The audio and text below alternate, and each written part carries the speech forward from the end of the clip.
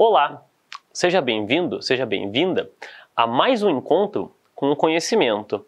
A nossa aula de hoje é de Química e vamos comentar uma parte da habilidade 209, talvez em algum momento da sua vida escolar você já se deparou, ou em algum outro momento, com um instrumento chamado tabela periódica. E aí vem a pergunta, você conhece a tabela periódica? Você sabe para que serve essa tabela periódica? Será que é necessário, de fato, decorar os elementos que estão presentes na tabela periódica? Será que tem alguma finalidade de decorar isso? Será que todos esses elementos que estão presentes na tabela periódica têm ocorrência natural, são encontrados naturalmente? Vamos falar disso hoje? Nós, seres humanos, somos formados de átomos. E esses átomos, eles seguem leis da química e da física, que buscam padrões na natureza.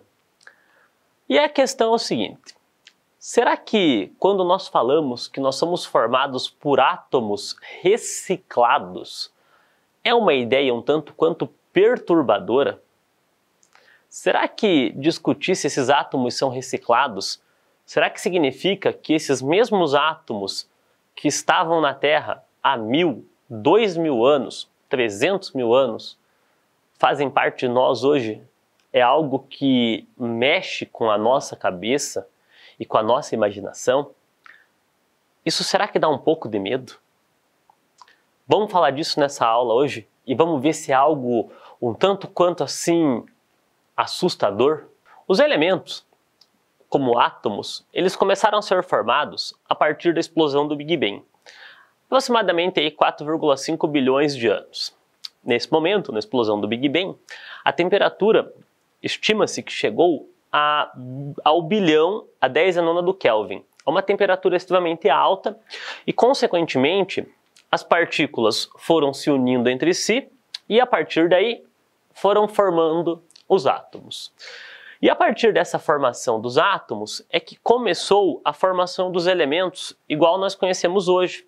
Pegando lá uma tabela periódica, o primeiro elemento é o hidrogênio, o segundo é o hélio, o terceiro é o lítio, depois o berílio, o boro, o carbono, o nitrogênio, o oxigênio. Esses átomos menores, nessa ordem que eu descrevi, até as maiores. Então assim é que começou a formação, ou que começaram-se as formações dos átomos enquanto elementos que nós conhecemos na natureza.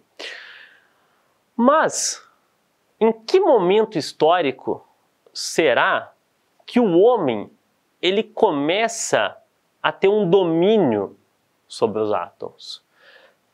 E aí vem a questão, né? E por que será que aconteceu isso? De que maneira direta ou indireta o homem conseguiu começar a descobrir os elementos? Bem, o homem se difere dos outros animais da natureza porque desde a antiguidade o homem primitivo ele conseguiu dominar a reação de combustão. Ou seja, a partir do fogo, a partir do domínio do fogo, o homem ele se faz diferente dos outros animais. E a partir desse momento é que começa uma evolução histórica. O domínio do fogo, para nós, enquanto homem, ele permitiu diversas mudanças em relação aos outros animais. Como assim? Que mudança é essa? A gente pode discutir que esse domínio do fogo, ele permitiu o aquecimento, certo? Ele permitiu cozinhar os alimentos, por isso que nós somos os únicos animais da natureza que não nos alimentamos obrigatoriamente de comidas cruas, certo? E permitiu com que o homem começasse a se proteger. E a partir desse domínio do fogo, o homem primitivo, ele começou a cunhar metais. E aí, a hora que esse homem primitivo começou a cunhar metais, ele começou de modo indireto a descobrir elementos. Então, desde lá do homem primitivo, que já se conhecem elementos, ou desde a antiguidade, que se conhecem elementos do tipo ouro, do tipo prata, ok? A partir do momento que o homem, sem querer, ele aqueceu um mineral chamado cassiterita, que contém o oxigênio e o estanho, ele obteve o estanho. Estanho é aquele utilizado em soldas de estanho, tem um ponto de fusão, uma temperatura que ele derrete, que ele vira líquido, em torno de 232 graus Celsius. Aquele utilizado em solda de estanho, talvez você já usou ou viu alguém utilizando em casa. Então lá na antiguidade, o homem primitivo, ele já conseguiu, sem querer, né? Não era o propósito dele descobrir os elementos, mas ele conseguiu descobrir. Descobriu também o elemento carvão, descobriu também o enxofre, certo? E alguns outros elementos. Então, esses elementos que são encontrados na forma elementar na natureza, o carvão, o enxofre, ou outros, né, o elementar, o ouro, só como elemento, a prata, e alguns outros combinados com oxigênio. Chumbo também foi descoberto há um bom período, ok? Mas aí ficou muito tempo esses elementos. Tá, e quando que surge então alguém que traz um elemento aí pra gente, talvez enquanto cientista? Pois é, passou muito tempo lá do mundo primitivo, chegando ali próximo da Idade Média, surge as ideias dos alquimistas. Essa ideia dos alquimistas, ela é antiga, tá? Ela é bem antiga.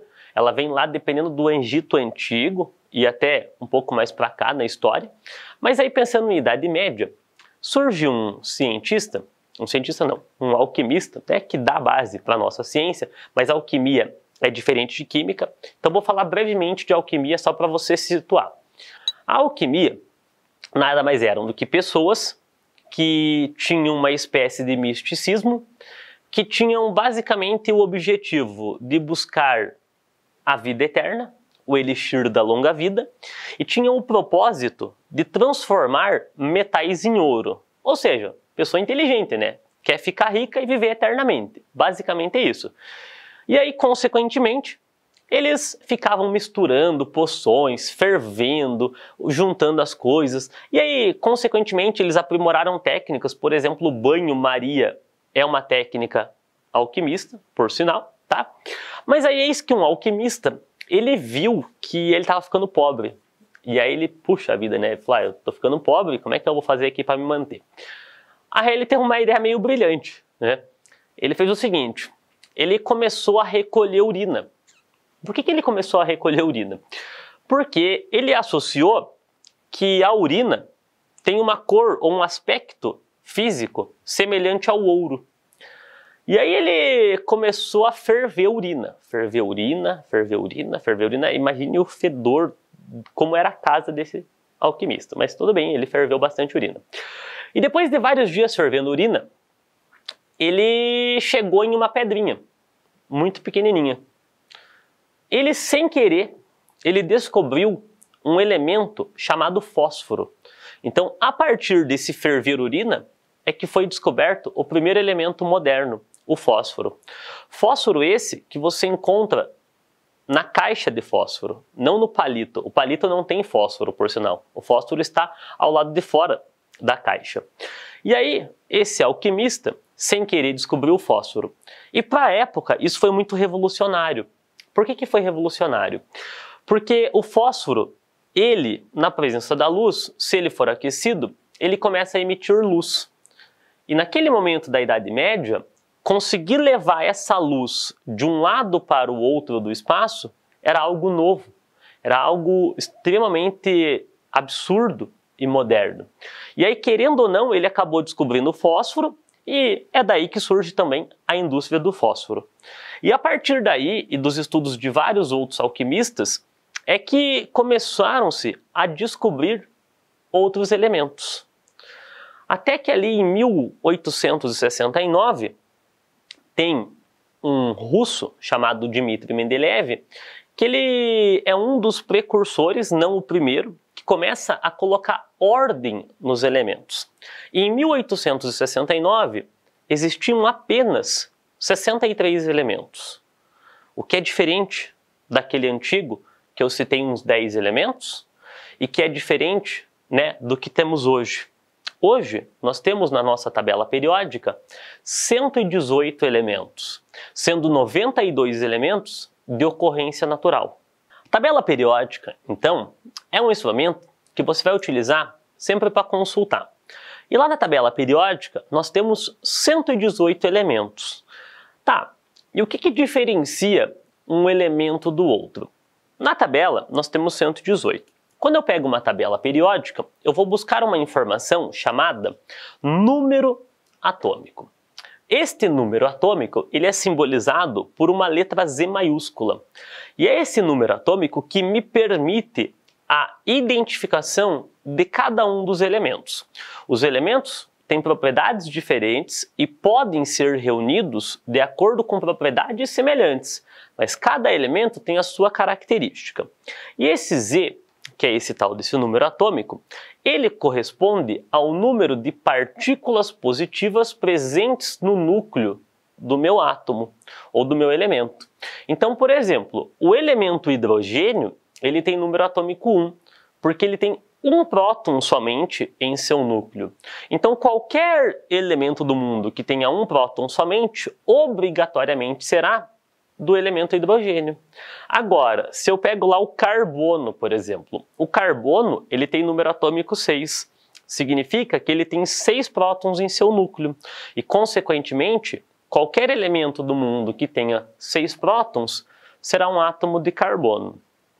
A tabela periódica contempla esses 118 elementos e ela é dividida em colunas, que representam os grupos ou famílias, que são onde os elementos, no geral, apresentam propriedades semelhantes, e ela é dividida em camadas ou linhas horizontais, que representam os períodos que estão associados ao número de camadas eletrônicas que cada um dos átomos tem. Na aula de hoje, vimos como que se deu a primeira descoberta dos elementos, de modo muito rudimentar, a partir do processo de combustão, que foram se descobrindo alguns elementos, pois a partir daí conseguiu-se a cunhagem de metais. Essa cunhagem de metais, tanto para a produção de armas, certo? Ou de equipamentos agrícolas, voltada para a agricultura, e consequentemente até para a moeda, certo? No momento histórico.